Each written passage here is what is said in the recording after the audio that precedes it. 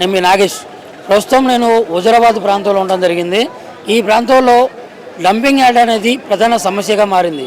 ఈ సమస్యకి ఈ సమస్య మాకు వద్దు, ఇక్కడ డంపింగ్ యార్డు రద్దు చేయాలని చెప్పేసి ఇక్కడ హుజురాబాద్ ప్రజలైతే పెద్ద ఎత్తున రోడ్డెక్కి నిరసనలు తెలపడం జరుగుతూ ఉంది. ఇక్కడ హుజురాబాద్ ఎమ్మెల్యే పాడి కౌశిక్ రెడ్డి గారు కూడా ఇక్కడ నిరాహార దీక్షలు అయితే కూర్చోవడం అయితే జరిగింది. మరి దానికి సంబంధించి కొంతపాటు కొంతమంది అయితే ఉన్నారు.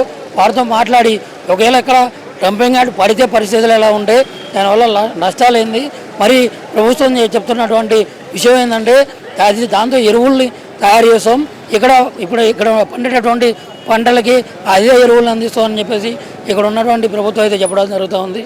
మరి వారితో మాట్లాడి మరిన్ని విషయాలు అయితే తెలుసుకునే ప్రయత్నం అయితే చేద్దాం. నమస్కారం అండి. నా పేరు పోలాడి రామారావు, రైతు ప్రజా సంఘాల సమాఖ్య జాతీయ అధ్యక్షుడిని. మేము ఇక్కడ కరీంనగర్ జిల్లా హుజురాబాద్ ప్రాంతంలోని సమీప గ్రామం అయినటువంటి సిరిసిల్ల గ్రామం లోపల, అంటే హుజురాబాద్ ప్రాంతానికి ఎటు 2 కిలోమీటర్ల లోపల 25 గ్రామాలు ఉంటాయి.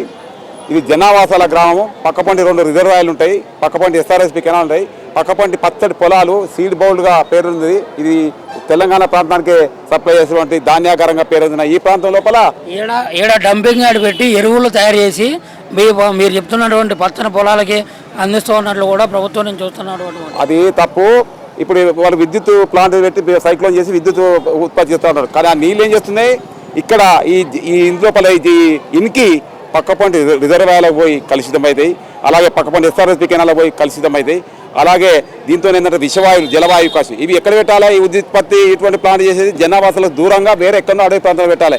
కానీ ఉమ్మడి కరీంనగర్ చెత్త అంటే 4 జిల్లాలది, ఉమ్మడి వరంగల్ చెత్త 4 జిల్లా 8 జిల్లాల పడి చెత్త జనావాసాల మధ్య ఎటు 2 కిలోమీటర్ల దూరంలో 25 గ్రామాల సమీపం లోపల పక్కపంటి 2 రిజర్వాయర్లు, పక్కపంటి ఎస్ఆర్ఎస్పి కెనాలు, పక్కపంటి పచ్చడి పొలాల మధ్య పెట్టేటువంటి ఈ యొక్క జనావాస ఎలాంటి జనాభిప్రాయ సేకరణ చేయకుండా పెట్టినటువంటి విద్యుత్ ప్లాంట్, ఈ యొక్క బెస్ట్ ఎనర్జీ డంపింగ్ యార్డ్ తక్షణమే రద్దు చేయాలని చెప్పి మేము గత 18 రోజుల 16 రోజుల లోపల అఖిలపక్ష ఆధ్వర్యం లోపల ఈ 30 చుట్టుపక్క 30 గ్రామాల ప్రజలతో దీక్ష చేసి వివిధ రూపాల లోపల మేము ఉద్యమాన్ని చేపట్టి ప్రభుత్వానికి రోజువారీగా నివేదికలు ఇచ్చినాం. మేము రిప్రజెంటేషన్ ఇచ్చినాం. నిన్న కూడా జిల్లా కలెక్టర్ గారికి మా అఖిలపక్షం తరఫున మేము మెమోరాండం ఇచ్చినాం. కానీ అధికార పార్టీ నాయకులు కానీ అధికార పార్టీ వాళ్ళు ఏమంటారు, వాళ్ళు కూడా వచ్చి ఇక్కడ కూర్చున్నారు, బీజేపీ వాళ్ళు కూర్చున్నారు, టీఆర్ఎస్ పార్టీ కూర్చున్నారు, అన్ని పార్టీలు కూర్చున్నారు. మాకు మేము దీన్ని వ్యతిరేకిస్తామని అధికార పార్టీలు వ్యతిరేకిస్తారు. అన్ని పార్టీలు వ్యతిరేకించినప్పుడు లోపం ఎక్కడ జరుగుతుంది. ఇది కావాలని చెప్పి ఒక కుట్రపూరితంగా ఒక రాష్ట్ర ముఖ్యమంత్రి గారు చేస్తున్నటువంటి దుర్మార్గ పని ఇది. చెప్పండి, ఇది రాజకీయ కుట్ర, రాజకీయ ఎత్తుగడని మీరు భావిస్తారు? ఖచ్చితంగా రాజకీయ ఎత్తుగడే. ఎందుకు ఈ రకంగా ఇక్కడ చేస్తుంది?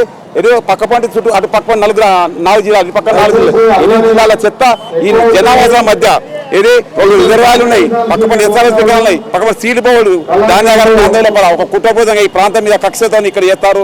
ఇది ఇప్పటికే ఇక జిల్లా ప్రాంతం కేంద్రం లేక హుజురాబాద్ నష్టపోయింది. దీంతో శ్మశాన మాడిగా వారి కరోనా వైరస్ కంటే దారుణంగా ఈ యొక్క ప్రజలకు, తర్వాత పశువులకు, పక్షులకు, జనావాసులకు అన్నిటికీ తీవ్ర నష్టం జరిగినటువంటి ఈ ప్రాజెక్టును తక్షణమే రద్దు చేయాలని, లేకపోతే మేము ఉద్యమాన్ని ఉధృతం చేసి తెలంగాణ ఉద్యమ తరాల లోపల విజృంభించి ప్రభుత్వం మెడలు వస్తామని చెప్పి ఈ సందర్భంగా మేము హెచ్చరిస్తూ ప్రజాభిప్రాయాన్ని మన్నించి తక్షణమే జనావాసాలకు దూరంగా ఈ ప్రాజెక్టును పెట్టాలని చెప్పారు. జనాభిప్రాయ సేకరణ చేయాలి, కానీ ఎలాంటి జనాభిప్రాయ సేకరణ చేయకుండా గుట్టు చప్పుడు కాకుండా పెట్టినటువంటి ఈ దుర్మార్గపు పనిని ప్రభుత్వం మానుకోవాలని చెప్పి ఈ సందర్భంగా మేము డిమాండ్ చేస్తున్నాం.